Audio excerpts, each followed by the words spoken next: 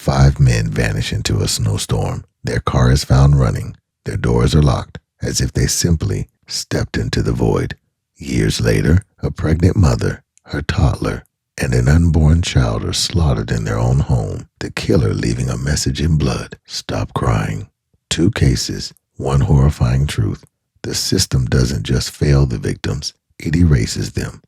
This is 50 Shades of Guilt, and tonight we're dragging these stories out of the dark.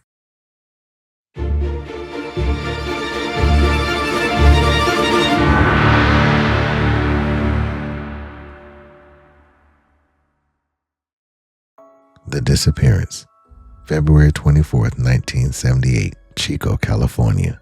5 friends: Ted Weir, 32, Jack Madruga, 30, Bill Sterling, 29, Jack Hewitt, 24, and Gary Mathias, 25, leave a college basketball game in high spirits. They stop at a convenience store.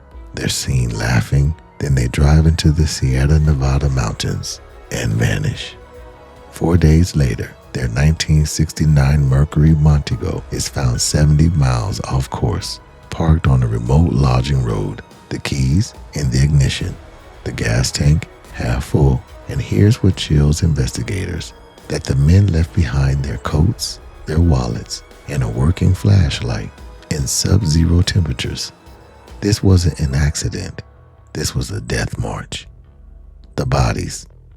June 4th, 1978, a forest worker stumbles upon a U.S. Forest Service trailer 12 miles from the abandoned car. Inside, Ted Weir's corpse. He's wrapped in a blanket, wearing only socks. His feet are frostbitten. But here's the kicker: the trailer had food, fuel, and a working stove. Ted starved to death, surrounded by supplies. And miles away, searchers find Jack Madruga and Bill Sterling dead from exposure. Jack Hewitt's skeletal remains are discovered years later, scattered by animals. And Gary Mathias, never found. The official ruling has been accidental hypothermia, but the families demand answers because Gary, the only one with schizophrenia, was on heavy medication. Did he lead them into the wilderness, or were they running from something or someone? Before we expose the DARDEEN family massacre, smash that like button. These cases were buried for decades. Don't let the algorithm bury them too. And if you're not subscribed, go ahead and do that now, because what happened to that family will rewrite your definition of full-fledged evil.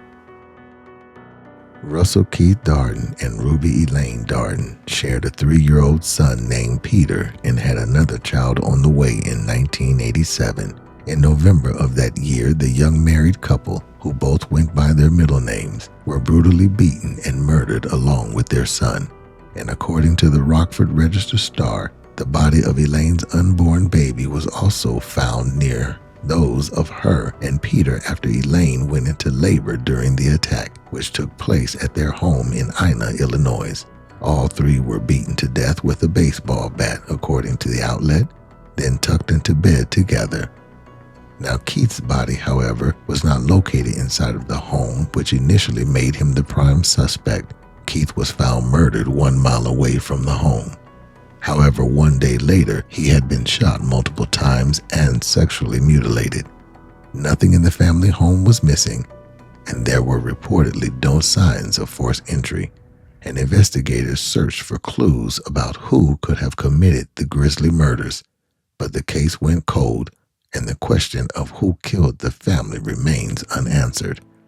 Now, Keith's friend, Mr. Kevin Harris, who was the best man at the couple's wedding, was on record instead that the 2 were the nicest people you'd ever want to meet. They were such loving, caring people. It's hard to imagine how somebody can do something like this.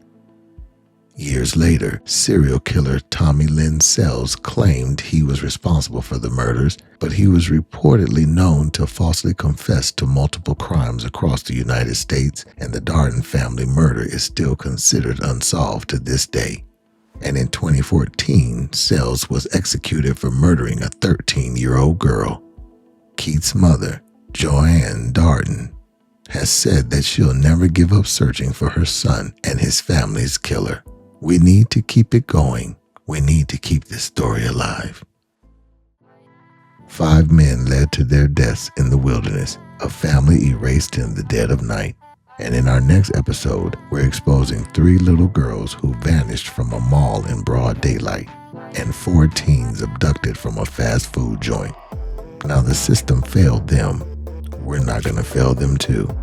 And remember, the truth isn't stranger than fiction. It's deadlier. And until the next time, truth seekers, stay curious.